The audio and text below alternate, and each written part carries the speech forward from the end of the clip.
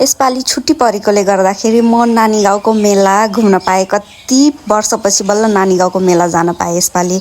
High everyone, welcome to my day in life mini blog. आज शनिबार पनि थियो अनि हिजो चाहिँ म राति 10 बजे आउनुको कारण पनि थियो आज फलोअप गर्न पाऊँ भनेर। अनि कालो दिदी आफ्नो ड्युटी जानुभयो अनि म पनि उहाँसँगै आइपुगेँ यहाँ फलोअप गर्नलाई। यहाँ गुरुजीको भोइसमा सुदर्शन क्रिया गरेँ। त्यसपछि यहाँ चाहिँ बाहिर म जानै आँटेर थिएँ कि यहाँ हाम्रो रोहन दाइ आउनुभयो। उहाँको नानी खेलाएर डुलाएर अनि कति क्युट के बेबी, मैले देखेकै थिएन उहाँको बेबीलाई चाहिँ म फर्स्ट टाइम हेरेको थियो। हि वाज सो क्युट अनि सुतिरहेको थियो। अनि त्यसपछि मैले कञ्चन दिदीलाई पनि कति पछि भेटेँ अनि म चाहिँ घर आइपुगेँ अनि खानासाना खाएर रेडी भएँ सफारी चढेर जानुलाई नानी गाउँको मेला। यो चाहिँ पुन्टु बाबु, गङ्गा, मम्मी अनि बतिया दिदीहरू पनि सबैजना जाने भनेर भन्नुभएको थियो। अनि सफारीमा चाहिँ उतातिर ठाउँ नहटेर म चाहिँ यहाँ नरेनसँग अगाडि सफारीमा बसिरहेको छु। त्यसपछि हामी चाहिँ आइपुग्यौँ नानी गाउँको मेला छिटा। अनि आइपुगेपछि सबभन्दा सुरुमा चाहिँ हामीले यहाँ मन्दिरमा दर्शन गर्नु त पर्यो, त्यही भएर हामीले चाहिँ यहाँ हात्ती घोडा किन्यौँ।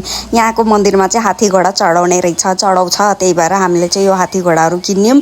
अनि त्यसपछि मन्दिरतिर लाग्यौँ। अनि दिउँसै भर्खर 11, साढे 11, 12 बजिरहेको थियो, कति धेरै भिड थियो।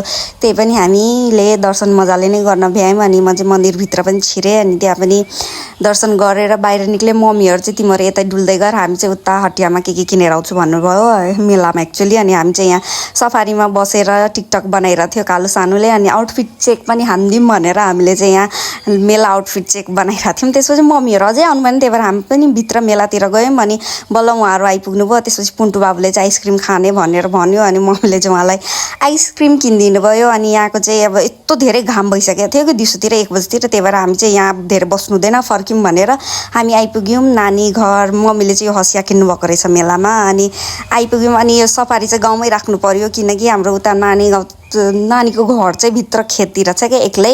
अनि त्यही भएर हामी यहाँबाट चाहिँ हिँड्दै गयौँ। यही हो हाम्रो नानीको घर। यहाँ आइपुग्यौँ। अनि आइपुग्ने बित्तिकै एकछिन मैले रेस्ट गरेँ। त्यसपछि मेरो चाहिँ खाना खाने टाइम भयो, भोक लागिरहेको थियो, त्यही भएर खाएँ। अनि त्यति बेला पुसिया दिदीहरू मामाहरू पनि ठ्याक्क आइपुग्नु भयो क्या। अनि गङ्गालो पनि मेला गएर आइपुग्यो फेरि सेकेन्ड लटै। अनि सानु वाज ह्याभिङ खाना। अनि मम्मीहरू चाहिँ आजै निक्लिने भनेर उहाँहरूले सबै सामानहरू के अरे मिलाउँदै हुन्थ्यो। त्यसपछि नानीले यहाँ परेवा चढाएर आउनुभएको थियो मेलामा, परेवा बनाउनु भयो। अनि सानु दिदी पनि कालो दिदी पनि आइपुगेको थियो त्यति बेलासम्म। अनि उहाँहरू चाहिँ निक्लिँदै हुन्थ्यो घर जानलाई। अनि म चाहिँ गइनँ किनकि सफारीमा ठाउँै थिएन, त्यही भएर म चाहिँ यहीँ बस्नु पऱ्यो। अनि उहाँहरूलाई छोडेँ। अनि यो चाहिँ मैले पार्ट 1 मात्र बनाएँ, part 2 in next video. Okay by.